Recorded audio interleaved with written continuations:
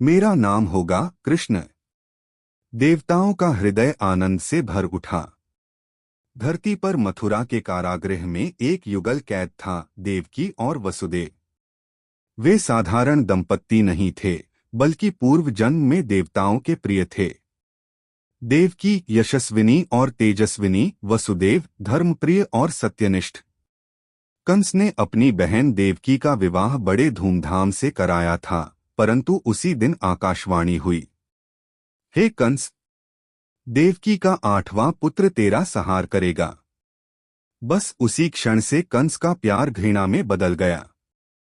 वह देवकी सुदेव को पकड़कर कारागार में डाल देता है। एक एक करके उनके 6 पुत्रों की हत्या कर देता है। 7वां बालक, जो बाद में बलराम बनेंगे, योगमाया की लीला से बचा लिया जाता है। अब समय था 8वें पुत्र का, कृष्ण। कंस रात दिन भय से कांपता रहता था। नींद में बार बार उसे एक नीले वर्ण वाला, मोहक मुस्कान वाला बालक दिखाई देता, जो हंसते हुए उसकी ओर बढ़ता और कहता, कंस, तेरा अंत निकट है।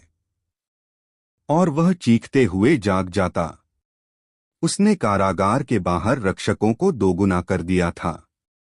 लोहे की मोटी कीलें, विशाल द्वार और पहरे में बलवान सैनिक सब तैयार थे। परंतु कंस जानता नहीं था कि ईश्वर को कोई रोक नहीं सकता।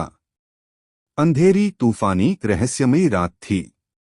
आकाश काला हो चुका था। बिजली चमक रही थी। बादलों की गड़गड़ाहट किसी दिव्य शंखनाद जैसी सुनाई दे रही थी। गंगा का जल उठने लगा था। यमुना का प्रवाह तीव्र हो चुका था।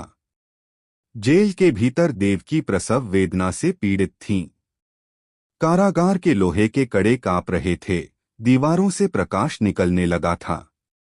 वसुदेव उनकी हथेलियां थामे बैठे थे, पर उनके चेहरे पर भय नहीं, शांति थी, क्योंकि उन्हें पता था कि यह ईश्वर का आगमन है।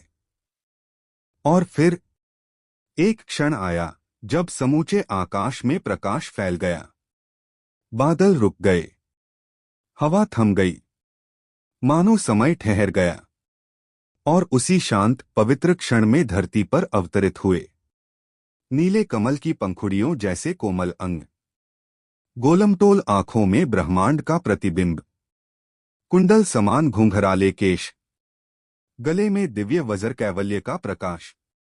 जन्म लेते ही शिशु ने मुस्कुराकर देवकी को देखा, और देवकी भूल गईं कि वे जेल में हैं। उनके हृदय में केवल प्रेम थी, मां का निर्मल प्रेम। तभी शिशु का शरीर प्रकाशमान हुआ। वे 4 भुजाओं